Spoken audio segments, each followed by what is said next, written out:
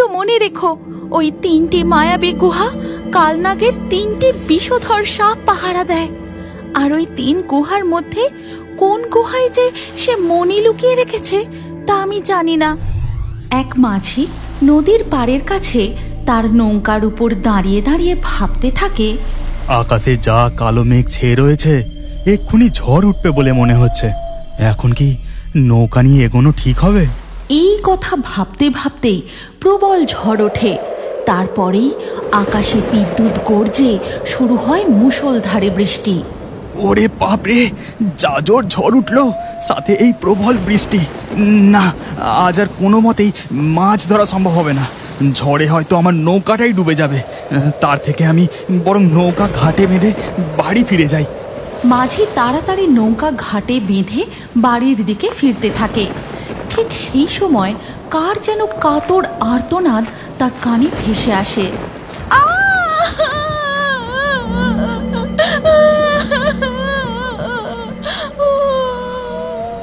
এ কি, এই প্রবল ঝড় বৃষ্টির মধ্যে এই জায়গায় এই সময় কে এমন করে কাঁদছে?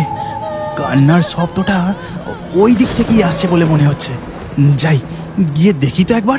এরপর মাঝি সেই দিকে কিছুটা এগিয়ে গিয়ে দেখে এক সুন্দরী জলপরী নদীর পাড়ে ব্যথায় কষ্টে কাঁদছে। ওরে বাবা, আমি কি এটা ঠিক দেখছি? এটা কি সত্যি একটা জলপরী? কিন্তু জলপরী জলের বাইরে নদীর পাড়ে কি করছে? যাই, ওর কাছে যাই। মাঝি একটু সাহস নিয়ে জলপরীর কাছে গিয়ে তাকে জিজ্ঞাসা করে, তুমি কি সত্যি সত্যি কোনো জলপরী? কি হয়েছে তোমার? হ্যাঁ, আমি এক জলপরী, আমাকে বাঁচাও, রক্ষা করো, আমাকে দয়া করে একটু ওই নদীর জলে নামিয়ে দাও। চিন্তা করো না গো, আমি তোমাকে নদীর জলে নামিয়ে দেব। কিন্তু জলপরী, তুমি এখানে এলে কিভাবে? তোমার এরকম অবস্থা কিভাবে হলো? আমি মণিমালা জলপরী। আমার এই অবস্থা এক কালনাগের জন্য হয়েছে। জানি না সে এখন কোথায়। আজ তার জন্যই আমাদের সর্বনাশ হয়ে গেছে। তুমি তাড়াতাড়ি আমাকে নদীর জলে ছেড়ে দাও। ভয় পেও না গো জলপরী, তুমি নির্ভয়ে আমাকে তোমার সব কথা খুলে বলতে পারো। হয়তো আমি তোমাকে কিছু সাহায্য করতে পারি। এই কথা শুনে মণিমালা জলপরী কিছুটা আশ্বস্ত হয়ে তার সাথে ঘটে যাওয়া ঘটনা মাঝিকে বলতে থাকে। মুক্তমালা, আমরা সকল জলপরীরা এখন এখানে রয়েছি। ওদিকে আমাদের কবচমণি সুরক্ষিত আছে তো? হ্যাঁ মণিমালা, কবচমণির পাহারায় রয়েছে শঙ্খমালা। সে নিশ্চয়ই সতর্ক থাকবে। শঙ্খমালা যে ভালো করেই জানে ওই কবচমণি খুবই শক্তিশালী এবং আমাদের সমগ্র রাজ্যকে শক্তি প্রদান করে থাকে। কিন্তু ওদিকে শঙ্খমালা ক্লান্ত থাকায় একটু ঘুমিয়ে পড়েছিল। আর সেই সুযোগে এই তো সুযোগ পেয়েছি। জলপরীরা এখন নিজেদের মধ্যে কথা বলতে ব্যস্ত, আর এইদিকে এই জলপরীও ঘুমিয়ে পড়েছে। এটাই সুযোগ। আমি চুপি চুপি গিয়ে জলপরীদের কবচমণি চুরি করে নিয়ে পালাই। এরপর কালনাগ সকলের চোখকে ফাঁকি দিয়ে মণিটি তুলে নিয়ে পালিয়ে যাওয়ার সময় মণিমালা তাকে দেখতে পেয়ে যায়। মুক্তমালা, ওই দেখো, কালনাগ আমাদের কবচমণি নিয়ে পালিয়ে যাচ্ছে, ওকে আটকাতে হবে। তারপর সকল জলপরীরা কালনাগকে ধাওয়া করে। দুষ্টু কালনাগ, আমাদের রক্ষামণি ফিরিয়ে দাও। জলপরীরা কালনাগের পিছু নিলেও তারা একে একে ক্লান্ত হয়ে পিছিয়ে পড়ে। কিন্তু মণিমালা জলপরী এখানে এসে পৌঁছায়। ওই কালনাগের পিছু করতে করতে আমি এই নদী পর্যন্ত চলে আসি। কালনাগকে ধরতে যাব, ঠিক তখনই ওঠে প্রবল ঝড়। আর সেই ঝড়ে আমি। তাহলে ওই রক্ষা কবচমণি আর কালনাগ এখন কোথায়? কালনাগ এই জঙ্গলেরই গভীরে আছে, যেখানে কোনো জনমানব যায় না।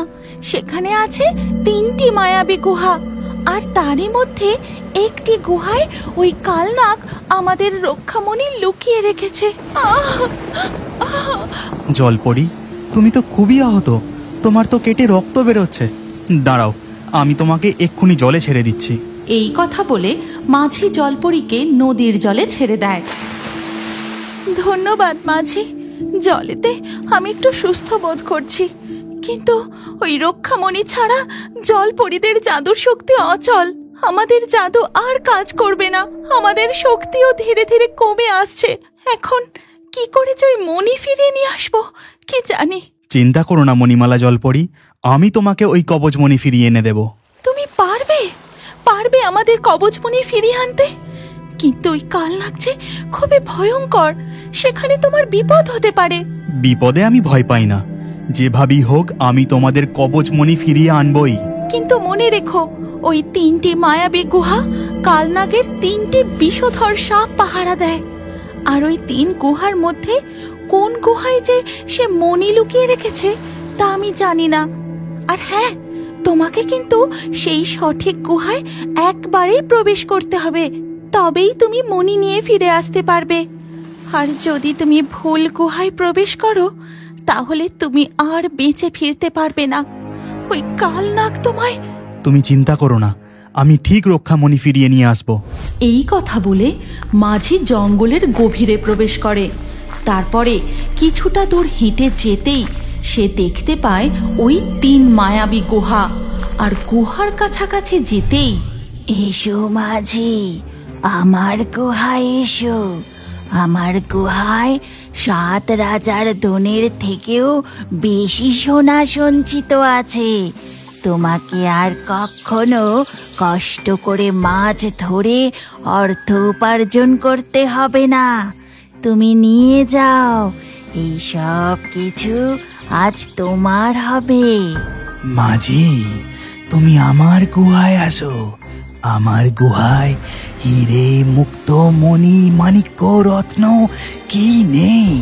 এই সব কিছু সোনার থেকেও দামি, যা দিয়ে তুমি এক সামান্য জেলে থেকে এই পৃথিবীর সর্বশ্রেষ্ঠ বড়লোক হতে পারবে। তুমি আমার গুহায় এসো। তুমি আমার গুহায় এসো মাঝি। এই গুহায় তোমার জন্য মাছ ধরার নতুন জাল, নৌকা সবকিছুই আছে, যা দিয়ে তুমি সারা জীবন মাছ ধরতে পারবে। গুহাগুলির অলৌকিক কাহিনী শুনে 3টি মায়াবী গুহার মধ্যে মাঝি কোন গুহায় প্রবেশ করবে ঠিক বুঝে উঠতে পারে না। আমি এখন কোন গুহায় প্রবেশ করি? সোনার গুহায় প্রবেশ করলে আমি অনেক সোনা পাবো ঠিক কথা, কিন্তু হীরের গুহায় প্রবেশ করলে আমাকে আর কখনো গরিব জেলে হয়ে জীবন কাটাতে হবে না। আর এই সব কিছু দূর থেকে লুকিয়ে দেখছিল সেই কালনাগ। লোভের ফাঁদে পা দিয়ে একবার যদি ওই মাঝি ভুল গুহায় ঢোকে, তাহলে আমি ওকে আর জ্যান্ত রাখবো না। এই গরিব জীবন আমার আর ভালো লাগে না। আমি বরং হীরে রত্নের গুহায় প্রবেশ করি। নিশ্চয়ই ওই হীরে রত্নের মধ্যেই জলপরীর কবচমণি রাখা আছে। আমি মূল্যবান হীরে রত্ন পাবো, আর জলপরীরও কবচমণি ফিরিয়ে নিয়ে আসতে পারবো।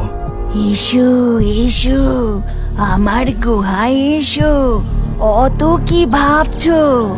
মাঝি, সারা জীবন কোনো কাজকর্ম ছাড়াই বসে খেতে চাইলে আমার গুহায় আসো। তুমি আমার গুহায় এসো মাঝি, আর সারাটা জীবন মাছ ধরে স্বাচ্ছন্দ্যে কাটাও। না না, আমার ওই হীরে রত্নের গুহাতে যাওয়াই ঠিক হবে। যা যা, তাড়াতাড়ি যা, ওই গুহায় যা, তারপরে তুই হবি আমার শিকার। এই সব কিছু ঘটনা পাশের এক গাছে বসে দেখছিল প্রকৃতি দেবীর বাহন টুনি পাখি। এরপর মাঝি যেই হীরে রত্নের গুহার দিকে এগিয়ে যায়, ঠিক তখনই টুনি পাখি খুব জোরে চিৎকার করে ওঠে।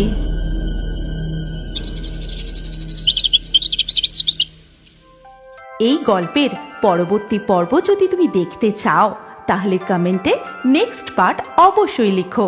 আর আমাদের রিও বার্ডস ফেসবুক পেজটি এক্ষুনি ফলো করে নাও।